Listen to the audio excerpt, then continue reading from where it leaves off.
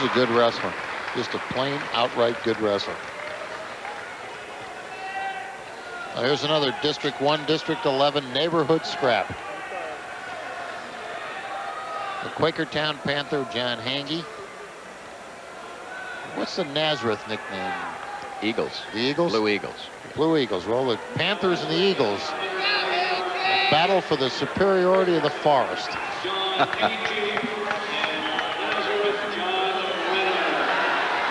And right off the bat, going in deep is Renner. Referee is Bruce Hasselrig. He's the assistant dean of the University of Pittsburgh at Johnstown.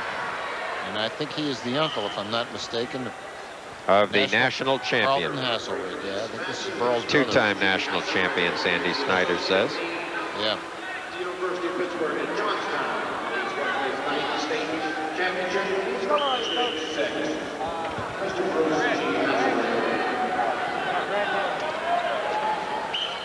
I think probably Bruce looks like he weighs maybe 50 pounds less than his nephew. 50,000 pounds less. Nazareth wrestler takes Hange to the mat hard. Keep working. John Renner is a 25-8 wrestler this year from Nazareth, and John Hange from Quakertown is 34-2. Easy.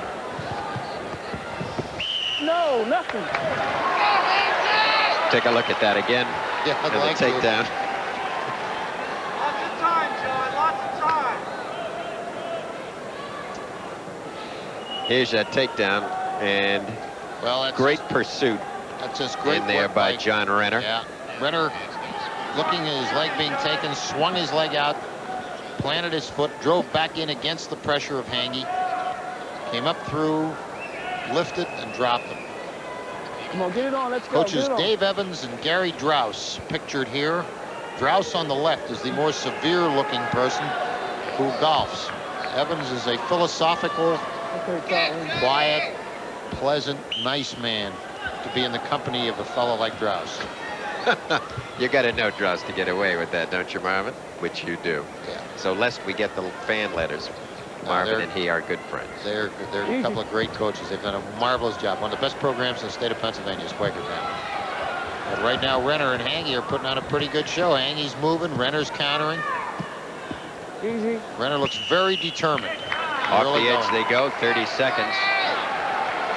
Still a 2-0 lead for John Renner here as we start to wind down at 185 at the Hershey Park Arena. Shel Siegel bringing you the action, and Marvin Walenzik filling in, doing a fine job today for the ailing Larry Sheridan. And if you don't believe Larry was ailing, you should have talked to him on the phone like I did a few minutes ago. He barely was able to pick up the receiver. The flu has gotten him, and Marvin, while we still have some time in this match, really want to take time to thank you for a splendid job you've done in handling the fall-by-fall mat action. Well, it's a busman's holiday for me, Shel.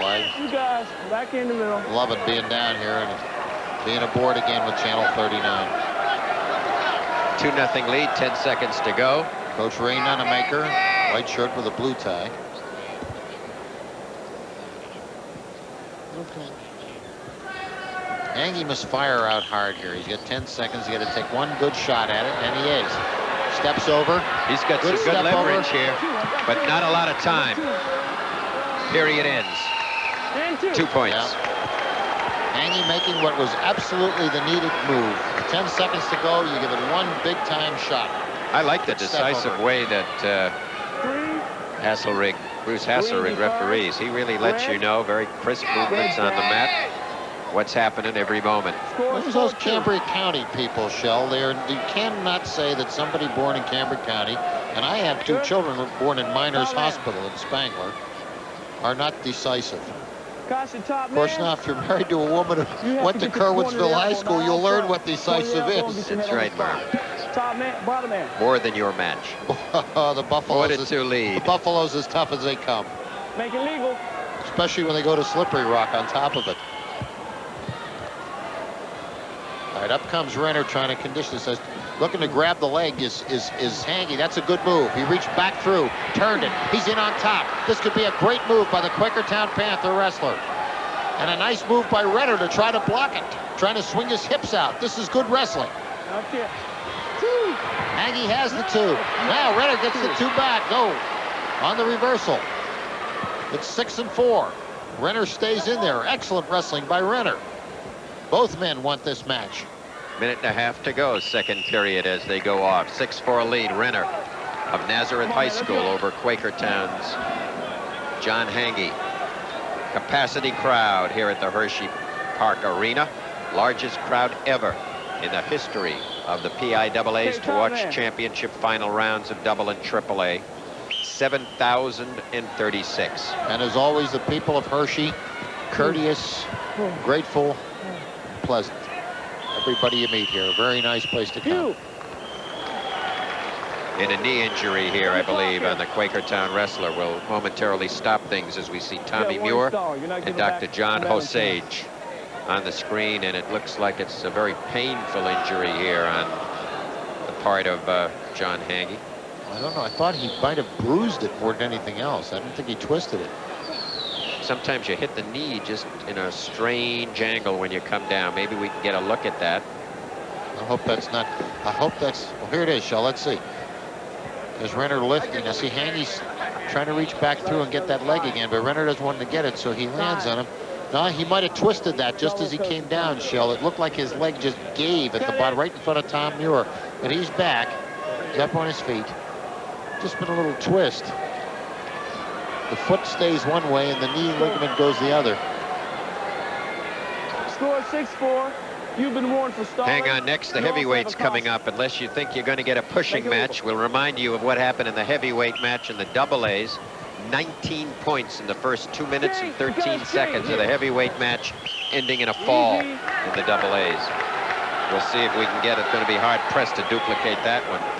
Well, Shell, I always, you know, I've never taken real issue with Larry about anything, knowing better, but when you talk about the heavyweight union, the league of ex-heavyweights, well, those two did not belong to it. They've resented the being categorized as two moose locking with each other. Nice dive by Hangy, in for the double. He has to be able to lift to convert it. Renner leveraging perfectly, reaching back over with the ankle. Renner shooting his hips out now. Hangy's not going to get much out of this, if anything. Hangy's still driving, though. Now he steps through, Shell. He's got the leg trapped on the step through. Attempt to convert it by Renner into a whizzer, and then he turned it right around as Hangy stayed 1 second too long. When Renner started to put the whizzer through, Hangy had to respond with his own.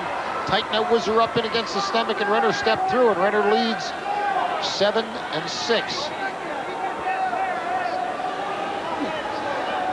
Time running down in the second period. 7-6 lead, a really close one. John Hangy of Quakertown ahead of John Renner of Nazareth here at 185.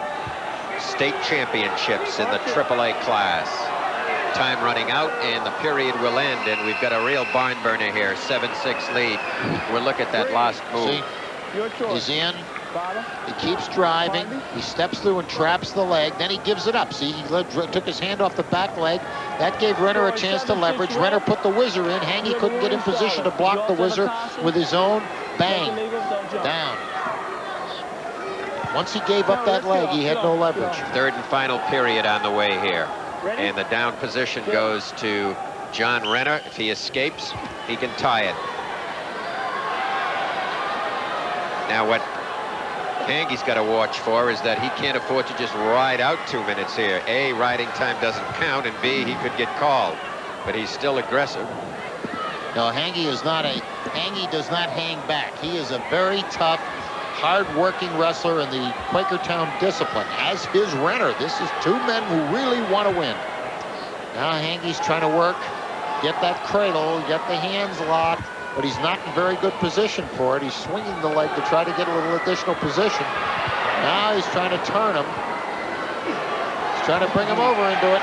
He's got him in trouble here, but he gets out. Did he get the count? He got two.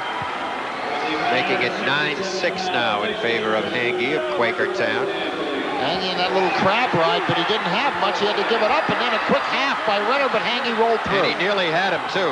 He was, Hangy really turned around very quickly or would have gotten trapped. Instant recognition of the danger saved him. That's a lot of good work in the room. 9-8.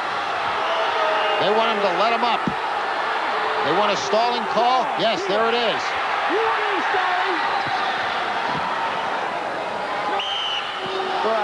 Here's the reversal. And now you'll see it. There's the leg lifted.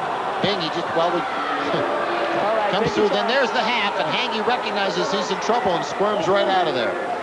And we have an injury time, and let's set the scene for you. 41 seconds remain here at 185 championships.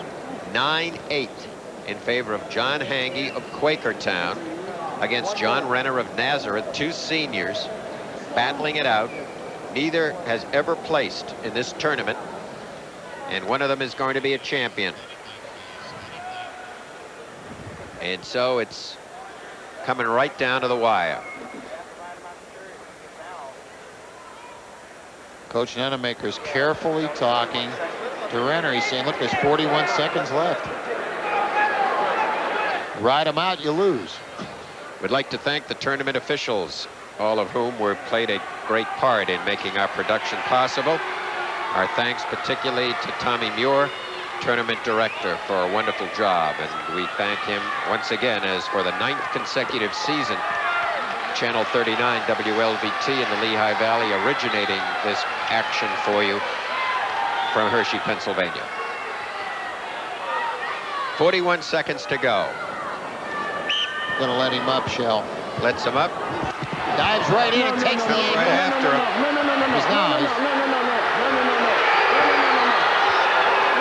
Still no points. Why is he letting him go? That's kind of odd. No takedown, no escape. No takedown, no escape. That's what he's saying. He didn't give him time to escape. I knew that's what he meant. I don't think Hangy understands that. It's 9-8. I don't think the Hangy Renner leading. understands. There, he did it again. He got Hangy's leg again. But they're too close to the edge, I think, for him to make some points out of it. No, now he's inside. 2 seconds, 1 second. Hangy's hanging on. I think this match is over.